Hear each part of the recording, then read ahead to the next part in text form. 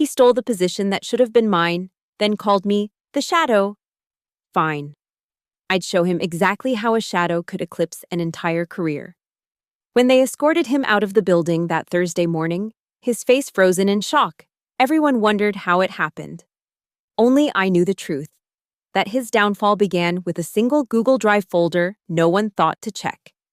And I'd orchestrated every devastating detail from the darkness he'd pushed me into. My name is Lauren Maddox, and I've spent 9 years building my career at Valcrest Dynamics, a mid-sized tech communications firm nestled in the heart of Denver. At 36, I'd earned my stripes through countless late nights, flawless campaign launches, and the kind of institutional knowledge you can't teach in any MBA program.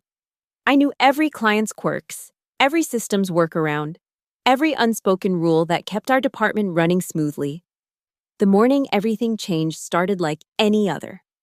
I arrived at 7:45, 15 minutes before most of the team, coffee in hand, ready to tackle the quarterly metrics report. The executive conference room buzzed with unusual energy as I passed. Closed-door meeting, blinds drawn. Not uncommon, but something felt different. By 10 a.m., the announcement came through our Slack channel. Please join us in congratulating Troy Whitman on his promotion to Communications Director.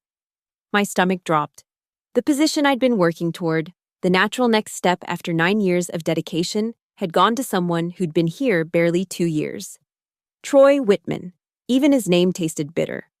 Yale MBA, nephew of someone on the board. Though he'd never admit that connection.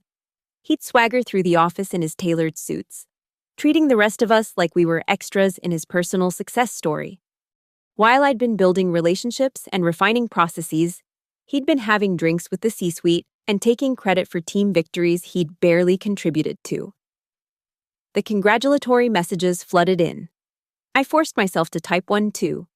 Congrats, Troy. Well deserved. My fingers trembled over the keyboard. Well deserved.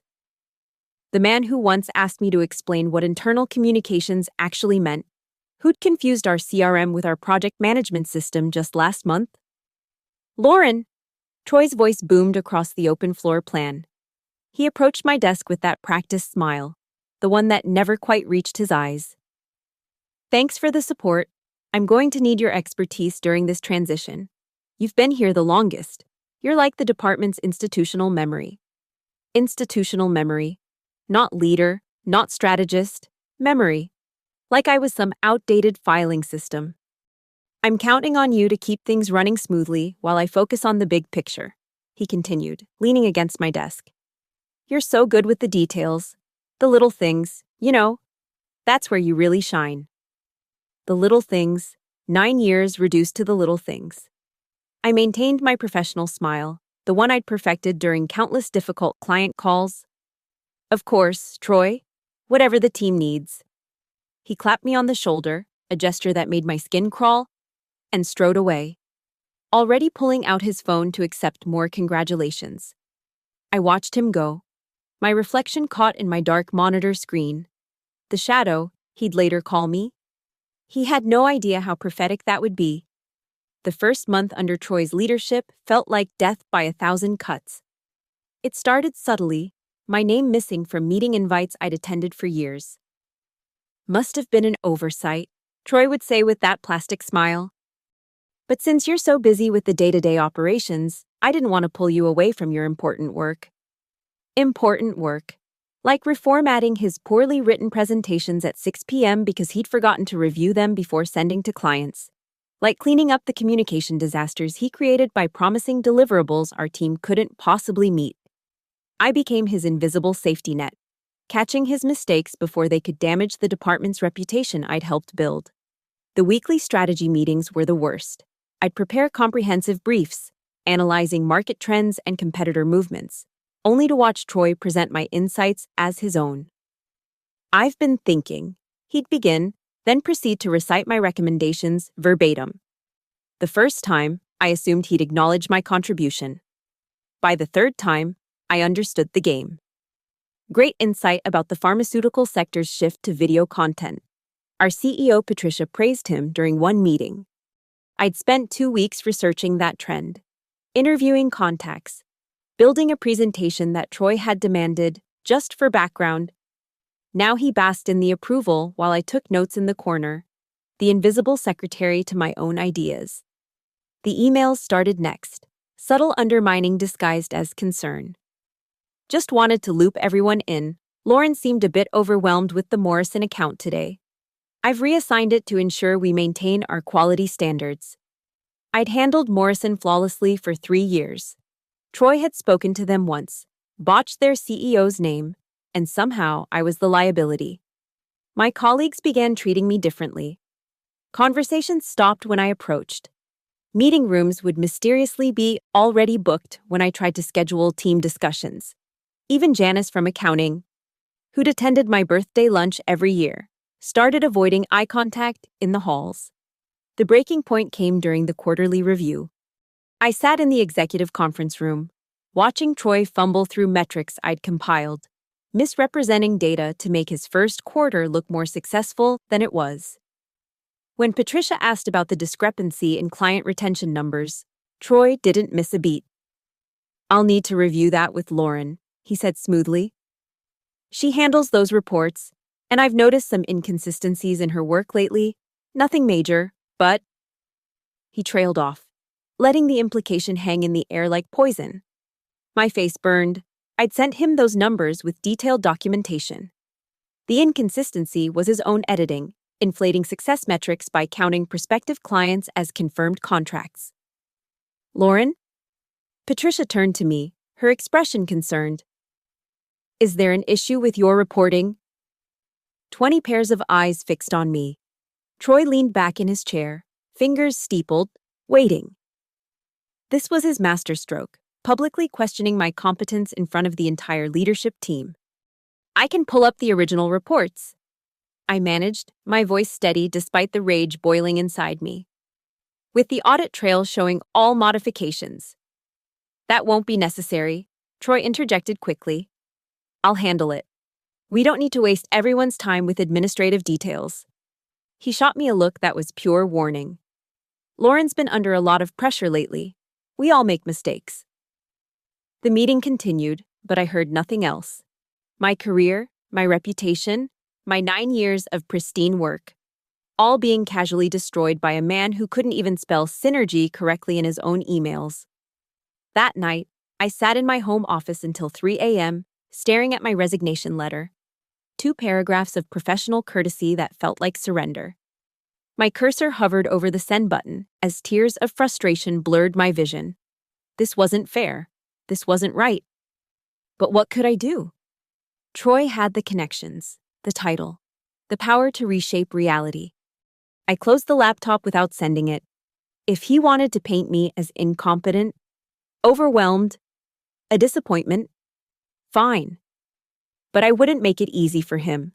I wouldn't slink away into the shadows he'd cast over my career. Not yet. The next morning, I arrived at 7:30, earlier than usual. The office was empty, quiet, perfect for what I needed to do.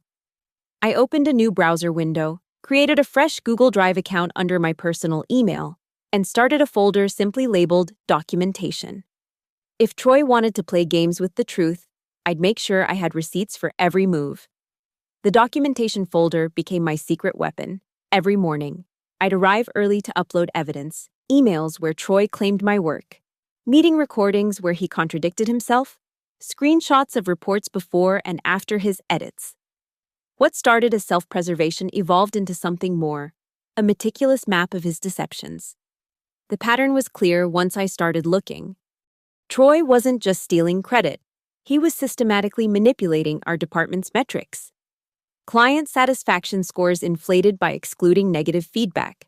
Project timelines adjusted retroactively to hide delays. Budget overruns buried in creative accounting that would make Enron blush. I discovered his method during a routine system maintenance. Troy had been accessing our analytics platform after hours, manually adjusting data points before monthly reports generated. The audit logs told the story. Timestamps at 11 p.m., 2 a.m., always when no one else would notice. He'd even created phantom projects, billing hours to clients for work that existed only in spreadsheets. The smart move would have been to report it immediately. But I'd learned that lesson during the quarterly review. Troy had positioned himself as the guardian of the department's success. Any accusation from me would look like sour grapes from a bitter, passed-over employee. I needed an ally. Someone Troy hadn't poisoned against me. Someone with the authority to act on evidence. Isabel Kerr. We'd worked together 5 years ago before she moved to corporate compliance. Sharp, ethical, and most importantly, she reported directly to the board, not through our executive hierarchy. We'd stayed friendly, occasional coffee, holiday cards. Troy wouldn't even know her name. I reached out casually. Coffee next week? Would love to catch up. We met at a shop downtown, far from the office. Over lattes. I kept the conversation light, asking about her kids, her new role. Then, carefully. How do you handle it when you suspect something's off but can't prove it? Isabel studied me over her cup. Hypothetically, of course. Hypothetically, I'd say documentation is everything, but it needs to be bulletproof. And sometimes, she paused, choosing her words. Sometimes the best investigators let subjects reveal themselves. Give them enough rope, as they say. That phrase echoed in my mind as I refined my approach. Instead of just collecting evidence, I began setting traps. Small ones at first. I'd include a unique phrase in my reports, something distinctive but professional. Then wait to hear Troy repeat it in meetings. I'd submit proposals with deliberate, traceable quirks, unusual formatting, specific terminology. When they appeared in Troy's original presentations, I had proof of the theft. The breakthrough came when Troy announced his flagship initiative, Project Nexus, a revolutionary approach to integrated client communications. The strategy session was scheduled for Friday, all hands mandatory, where he'd unveil his vision for transforming our department. I knew that vision well. I'd written it 6 months ago as part of my director application, the one that had mysteriously gotten lost in HR. But Troy had made a crucial error.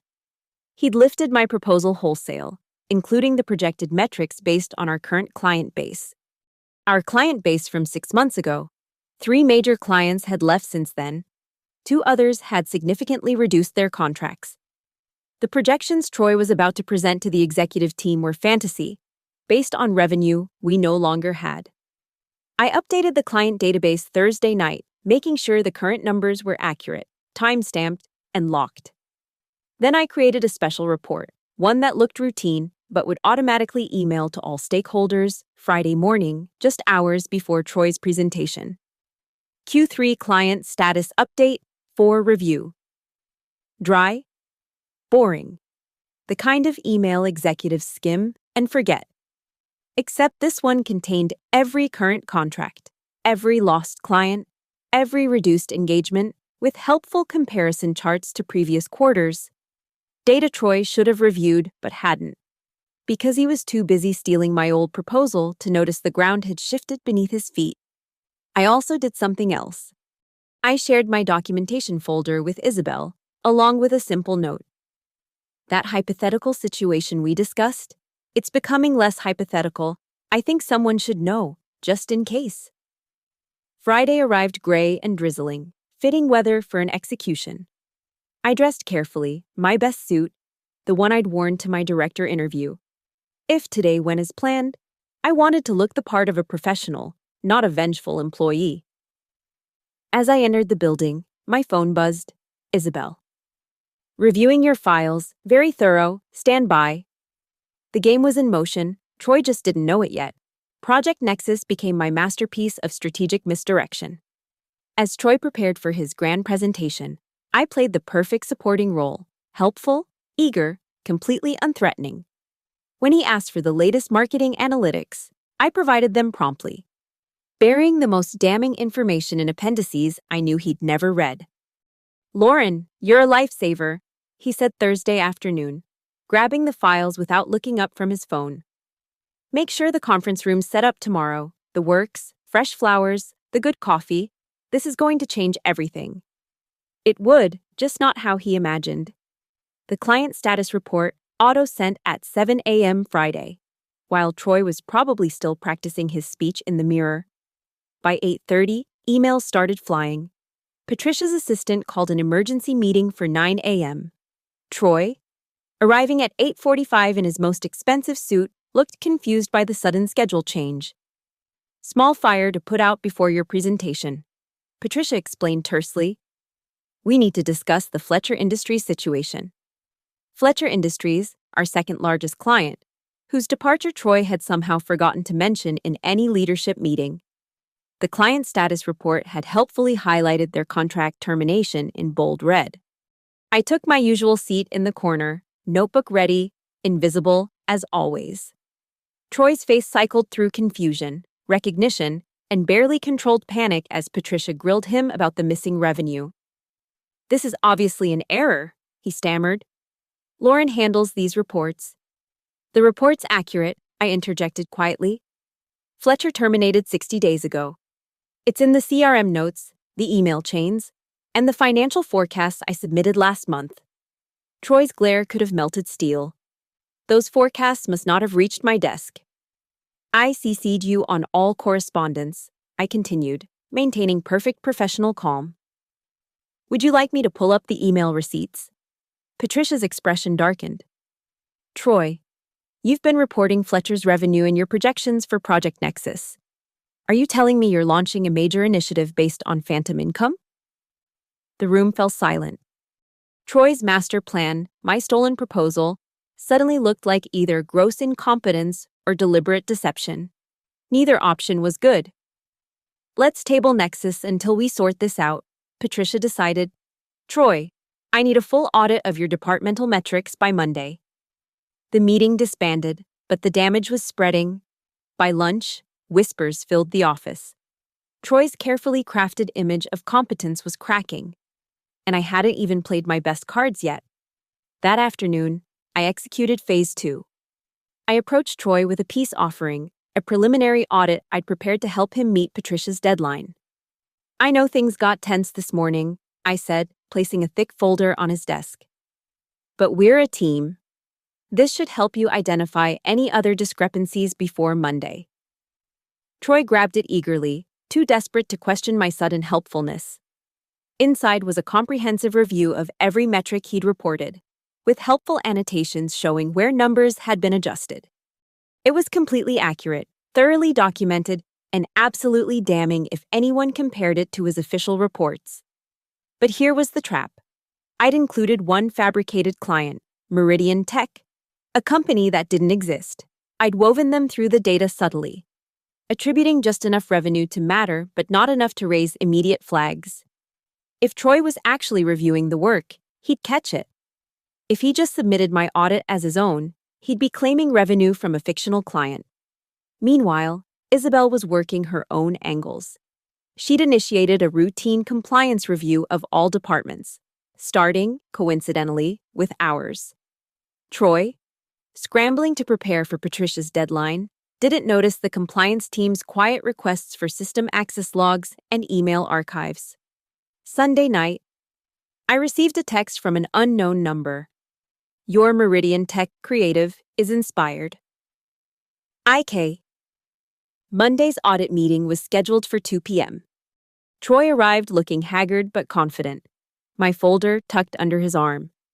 He'd spent the weekend reviewing everything personally, he announced, ready to demonstrate full transparency. I sat in my usual corner, watching him present my work as his own for the last time. He walked through the discrepancies with practiced humility, acknowledging errors while positioning them as minor oversights. Then he reached the Meridian Tech revenue. "We're also seeing strong performance from newer clients like Meridian Tech," he said smoothly, pointing to the fabricated numbers. "They're contributing approximately 3% of quarterly revenue." Patricia frowned. "Meridian Tech? I don't recognize that name." "They're recent," Troy assured her. "Signed just last month. Lauren can confirm. She handled the onboarding."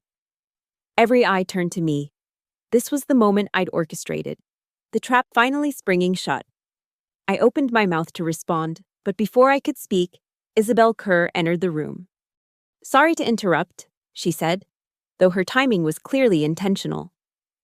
But I think this might be relevant to your discussion.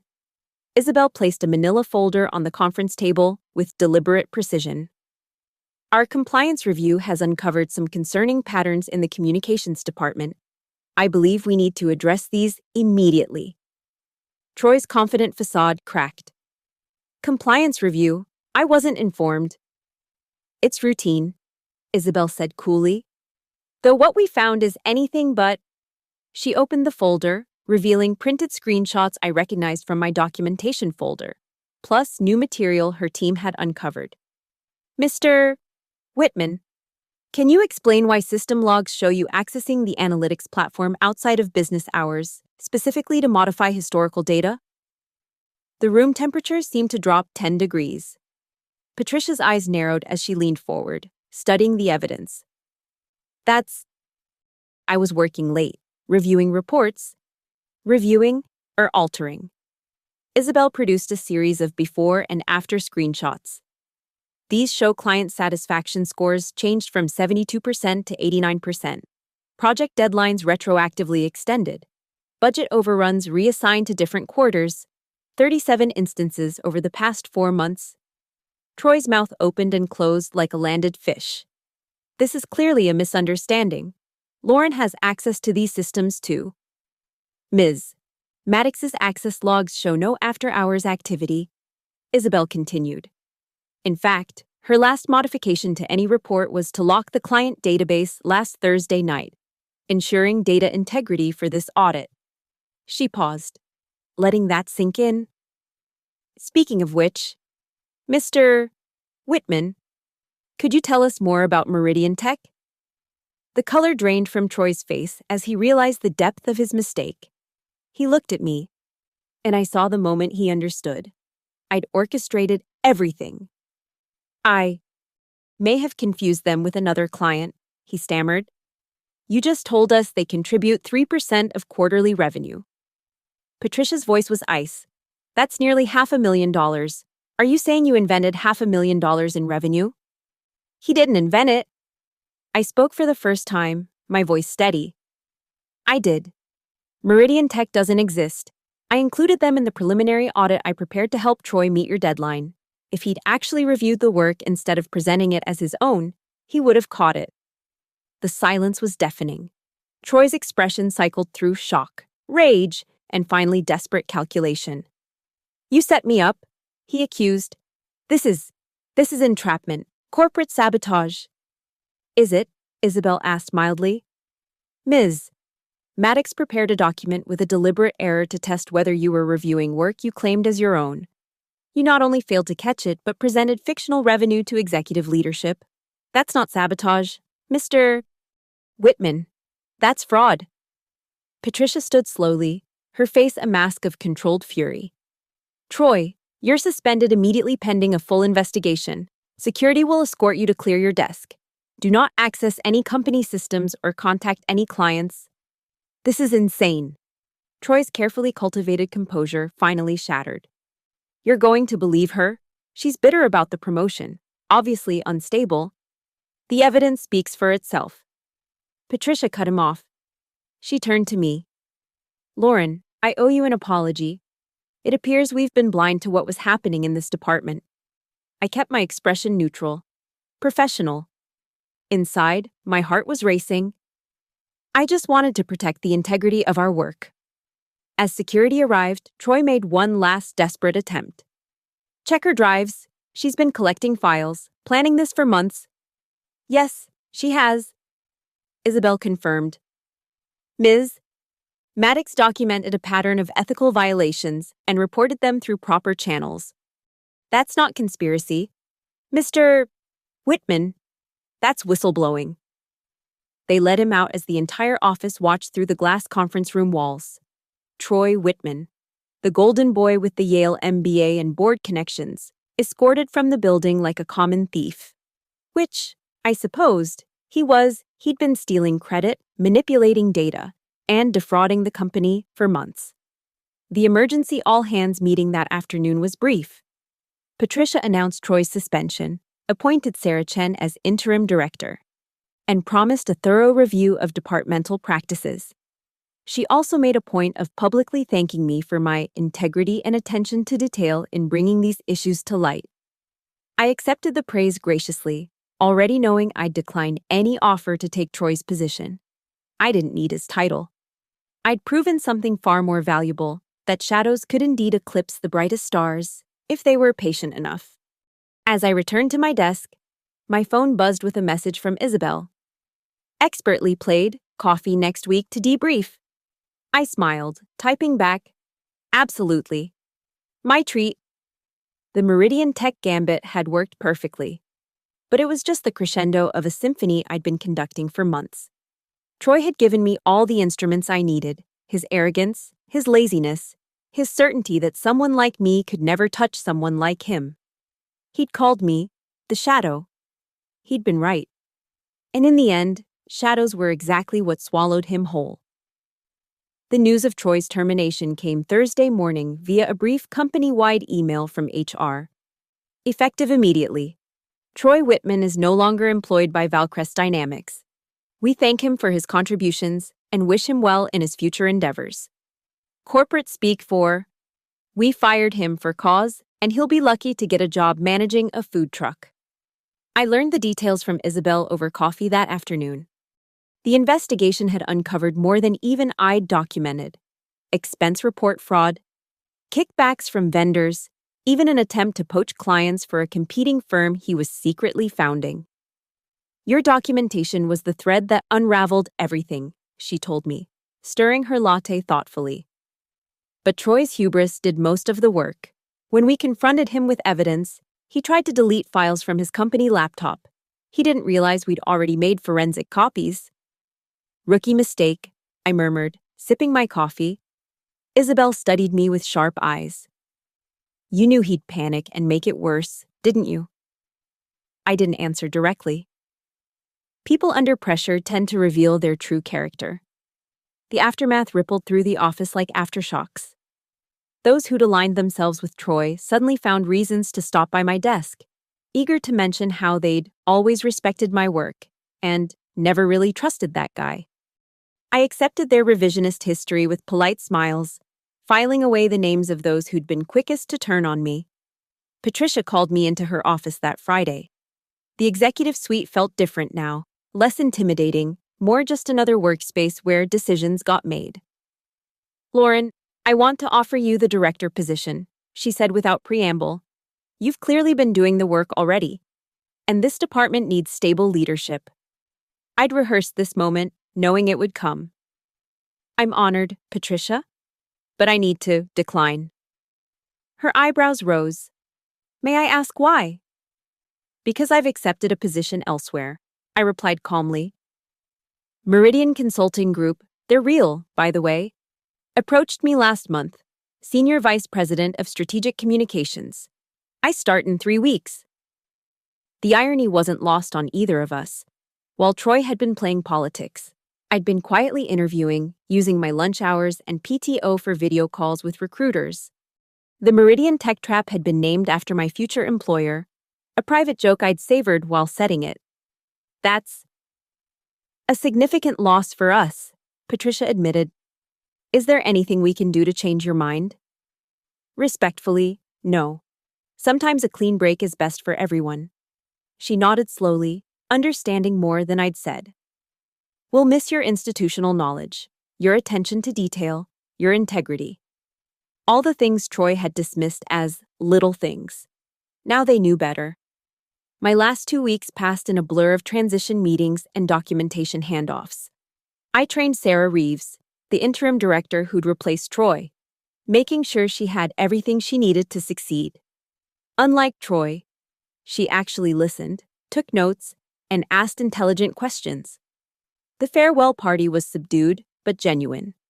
Janice from accounting apologized for avoiding me, admitting Troy had implied I was being investigated for poor performance.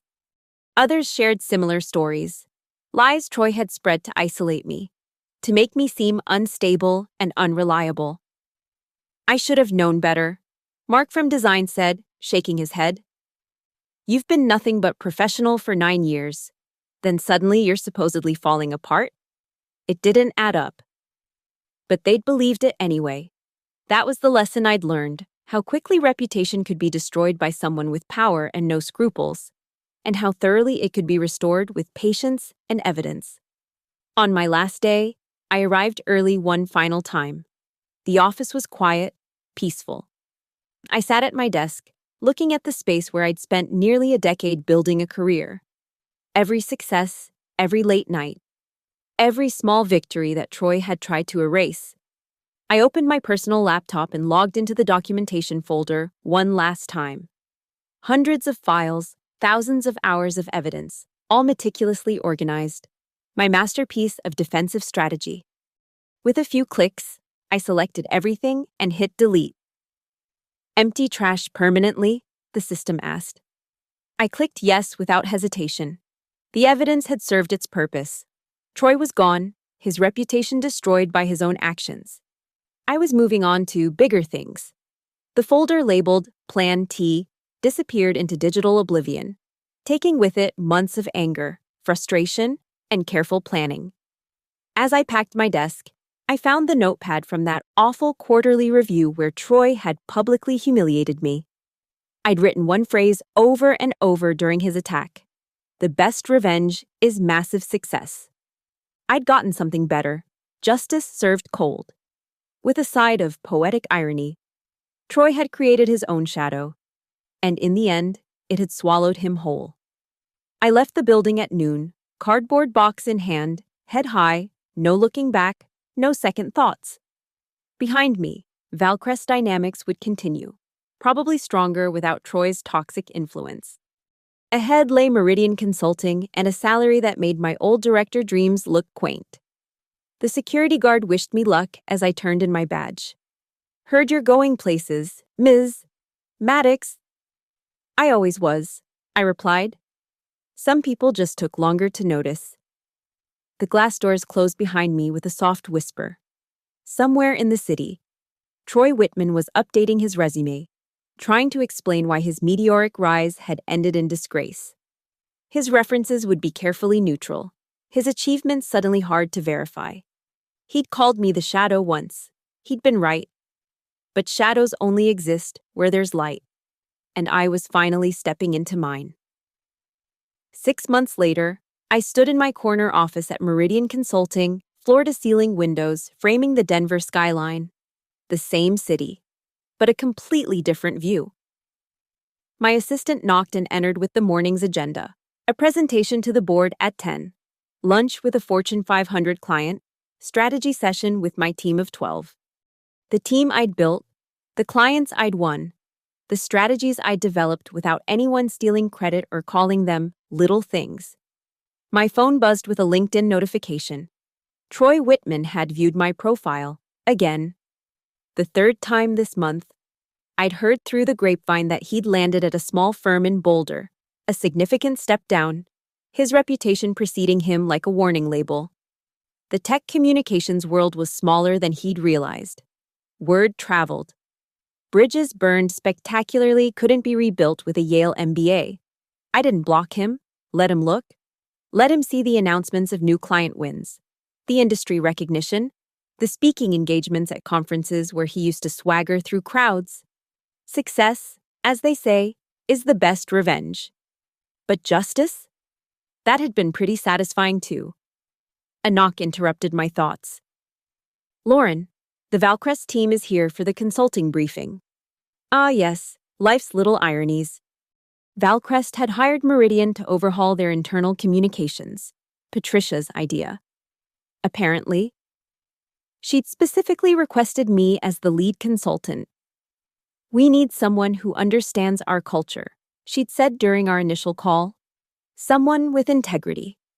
I gathered my materials and headed to the conference room, where Sarah Reeves waited with her team. Some familiar faces, some new. They stood when I entered, a small gesture that still felt surreal. Thank you all for coming, I began, pulling up my presentation. Let's talk about building authentic leadership communication from the ground up. As I spoke, sharing strategies and frameworks, I caught my reflection in the polished table surface. Professional, confident, visible. The shadow had evolved into something else entirely, not blocking light but creating its own. The session went smoothly, with engaged questions and genuine enthusiasm. As we wrapped up, Sarah lingered behind.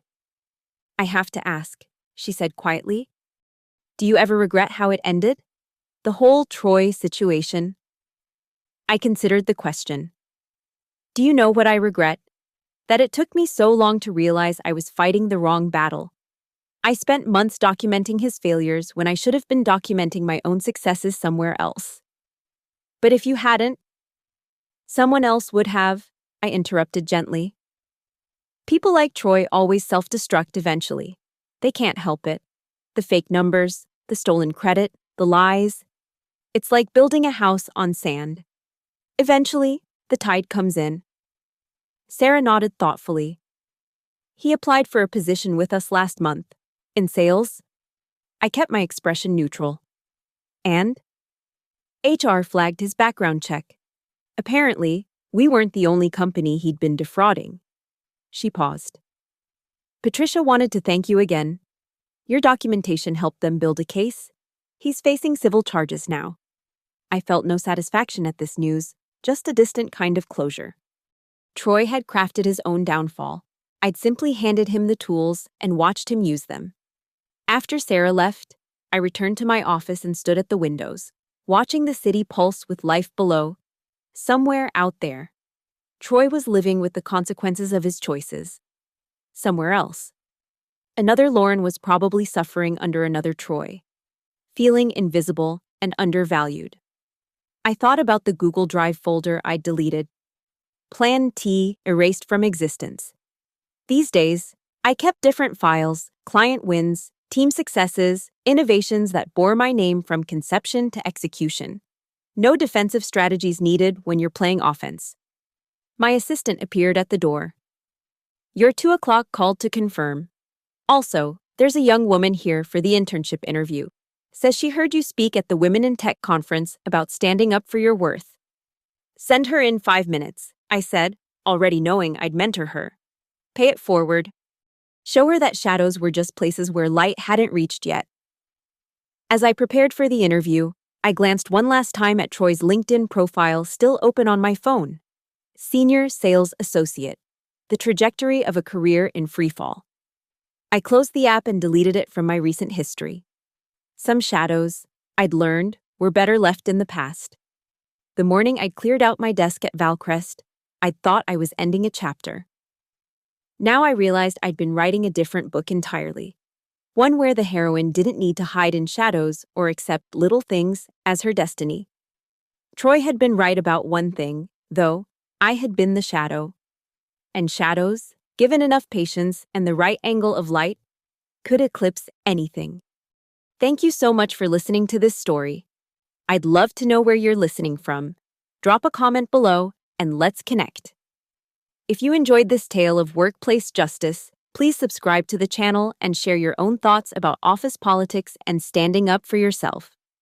Have you ever dealt with a Troy in your workplace? Let me know in the comments.